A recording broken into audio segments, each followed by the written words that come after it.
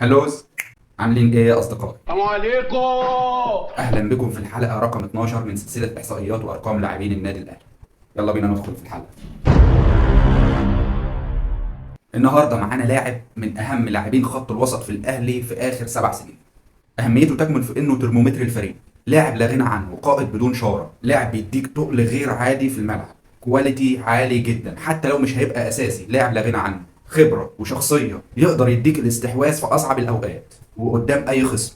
لاعب بسبب لعبه واحده اتكلمت عنه الصحف العالميه، هو ملك النهائيات ورجل موقعة نهائي القرن الاول، عمرو السولية.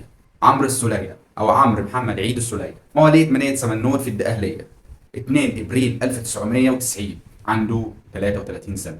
النشأة: بدأ عمرو السولية في بلدية المحلة وبعدين انتقل لناشئين الإسماعيلي، لعب وتدرج معاهم من 2009 ل 2015 وبعدين انتقل لنادي الشعب الإماراتي موسم واحد فقط، وفي 2016 ينتقل عمرو السولية للنادي الأهلي ويبدأ رحلته.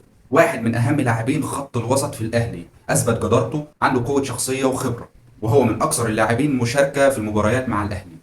شارك عمرو السولية مع الأهلي في 302 مباراة، سجل 29 هدف وصنع 29 هدف زيهم. حصل على 34 كارت أصفر وحالة طرد وحيدة في مباراة بيراميدز عام 2020. نقسم المباريات والأهداف.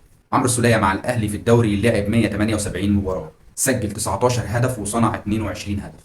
ولعب في كأس مصر 18 مباراة، سجل 4 وصنع 1. وفي أفريقيا لعب 83 مباراة، سجل 5 أهداف وصنع 6.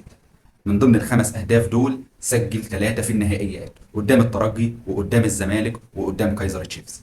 ولعب مع الأهلي في كأس العالم للأندية 8 مباريات، سجل هدف في الهلال السعودي. ولعب 5 مباريات سوبر مصري، ولعب مباراة سوبر أفريقي وحيدة. البطولات: حصل عمرو السولية مع الأهلي على 18 بطولة، 6 دوري، و3 أفريقيا، و2 سوبر أفريقي، و4 سوبر مصري، و3 كأس مصر، زائد 2 برونزية كأس العالم للأندية. تتفق أو تختلف، عمرو السولية قامة فنية كبيرة ولعيب لا غنى عنه في خط وسط النادي الأهلي. مدفعجي نمرة واحد. القائد عمرو السولية، بنتمنى لك إن أنت ترجع بألف سلامة وترجع تقود خط وسط النادي الأهلي من تاني. كل الدعم ليك يا أبو ليلى، ونتمنى لك التوفيق في اللي جاي مع نادينا الحبيب النادي الأهلي.